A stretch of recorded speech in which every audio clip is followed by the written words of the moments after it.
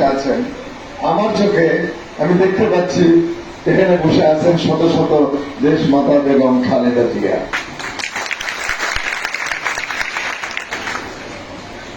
আমরা হাদিসে শুনেছি, কোরআনে শুনেছি, মায়ের পায়ের নিচে ছেলের বেহেশত। এটা আমরা সবাই জানি।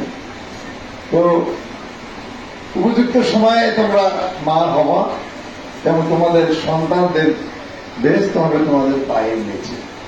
এই কথাটি একটু ভাবতে হবে চোখ বন্ধ করে। তাহলে আমি কি, আমরা কারা? আমরা হবো তারা যে সভাপতি সাহেব বলে গেলেন, নেপোলিয়ন বোনাপার্ট কি বলেছিলেন, যে আমাকে একটা শিক্ষিত মা দাও, আমি একটা শিক্ষিত জাতি দেব।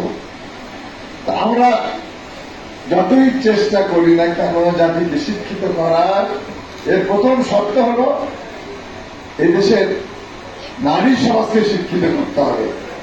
ওই যে নারী অধিকার, সমান সমান রাস্তায় ভাগ, সংসদের সিট, এটার আগে লাগবে শিক্ষা। আমার মায়েদেরকে, আমার মেয়েদেরকে শিক্ষিত করতে হবে, তাহলে একটা আমি সুন্দর এবং আমরা ভালো জাতি আমরা করতে পারবো। এই কথাটি আমাদের মাথায় তো আছেই, তোমাদের মাথায় রেখে পড়াশোনা করতে হবে। স্কুল জীবন এবং কলেজ জীবন আকাশ আর পাতাল। 1 বছর আগে তোমরা যা ছিল, এখন 1 বছর পরে কলেজে আসার পরে একদম স্বাধীন, একদম স্বাধীন। মাথার উপর কিচ্ছু নাই, হয় ক্লাস করো নাই না করো, ঘোরাঘোরা করো, আড্ডা মারো, খাতা নেই, বই নেই, কোনো কিছুই নাই, সব নিজ দায়িত্বে।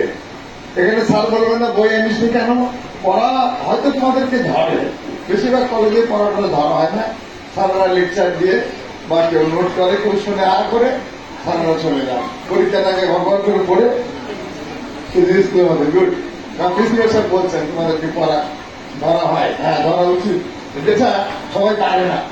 তখন সমস্যা হলো যে আমার সভাপতি সাহেব বলেছেন বগুড়া এখন শিক্ষা নগরী। শুধু গাবতলীতে স্কুল কলেজ মাদ্রাসার সংখ্যা 7.5 এবং ছাত্রছাত্রীর সংখ্যা প্রায় 4 লক্ষ। এই 4 লক্ষ ছাত্রছাত্রী, কিন্তু এগুলো স্কুল, তারপরে কলেজ, তারপরে ইউনিভার্সিটি। মেয়েরা তো বাবারা কলেজে গেলেই মেয়েদেরকে বিয়ে দেওয়ার চেষ্টা করে।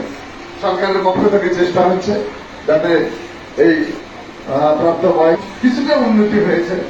গ্রামের বাবা মা